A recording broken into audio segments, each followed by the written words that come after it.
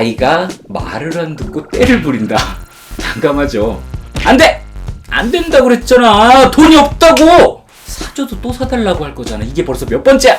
그럼 네가 가서 돈 벌어와. 야 임마, 아빠 엄마도 인생이 있어. 이럴 때는 어떻게 하시나요? 안녕하세요. 사월인의 북리뷰의 사월이 아빠입니다. 오늘 소개할 책은 어떻게 말해줘야 할까입니다.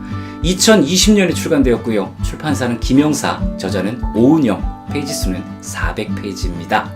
오늘은 놀라울 정도의 아동 행동 변화를 이끌어내는 모습들을 다양한 매체를 통해서 보여주면서 대한민국 부모들의 큰 신뢰를 얻고 국민 육아 멘토, 육아의 신이라 불리게 된 소아 청소년 정신과 전문의 오은영 박사의 책을 가지고 왔습니다.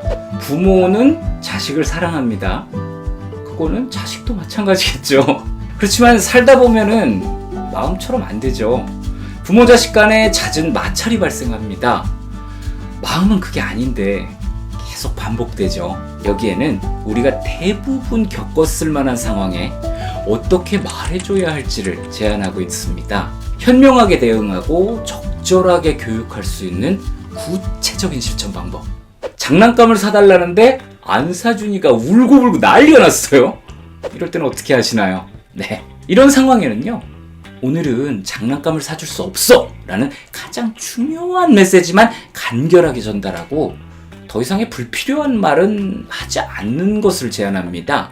아이가 징징거리는 것, 요거는 부모의 말을 못 알아들어서가 아니라 나름대로 기분 나쁨을 표현하는 중이다, 이렇게 설명을 하는데요.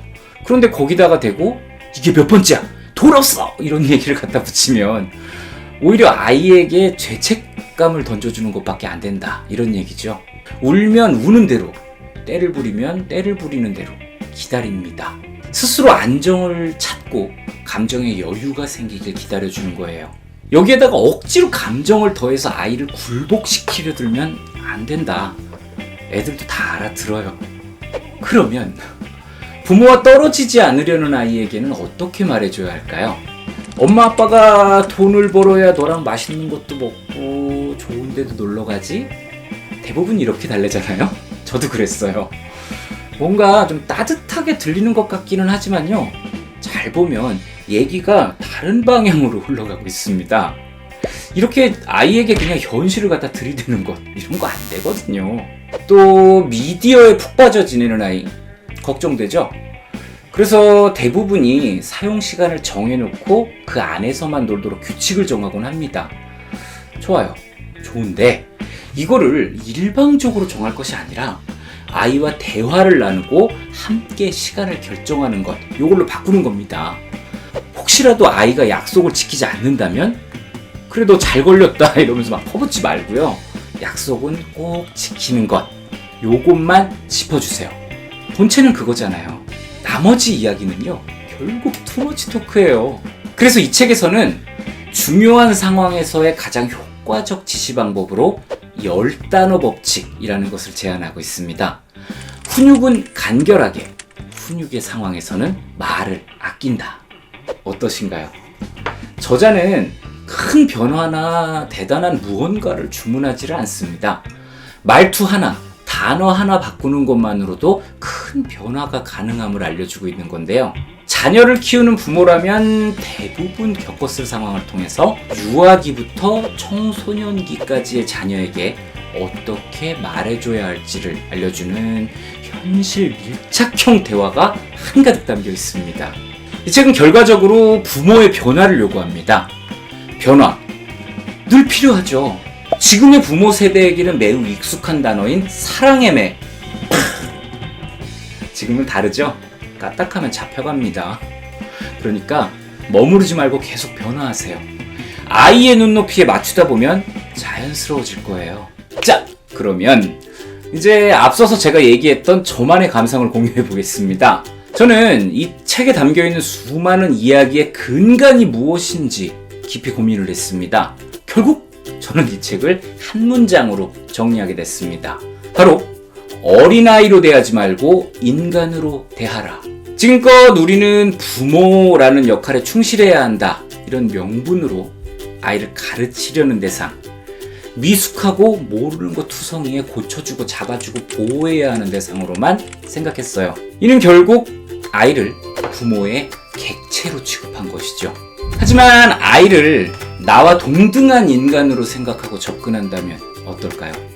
아이로서는 이미 스스로에게 주체입니다. 아이 스스로 생각할 줄 알고 자기 의견도 가지고 있어요. 아이가 스스로 생각하지 못하는 것으로 여기면 안 된다는 겁니다. 하고 싶은 것, 하기 싫은 것, 이 모든 것들은 아이로서는 정당한 이유를 가지고 있으니까요. 그래서 부모는 옳고 그름을 알려주고 바른 길로 아이를 인도하는 조력자 역할을 담당해야 합니다. 쬐끔한 게 뭘 한다 그러냐? 시키는 대로 해! 이런 거는 주종관계죠. 인간 대 인간으로 생각하고 수평적인 입장에서 아이의 의견을 경청하세요. 그리고 나서 자신의 의견을 제시하는 겁니다.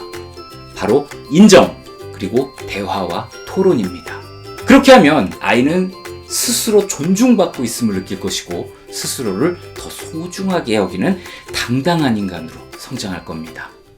수직이 아닌 수평. 이는 부모-자식 관계를 넘어서서 모든 인간관계에 적용이 가능합니다.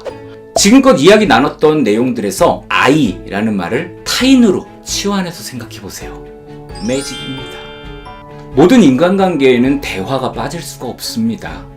그리고 긍정적인 결과를 만들어내는 대화는 인간에 대한 배려와 존중에서 시작된다는 것. 육아요? 네, 이 책은 육아에 대한 매우 친절한 설명이 담긴 좋은 책입니다. 저는 거기에 더해서 모든 내용들이 보편적인 인간관계에도 적용할 수 있는 매우 유용한 솔루션이다 라는 평을 더하고 싶습니다.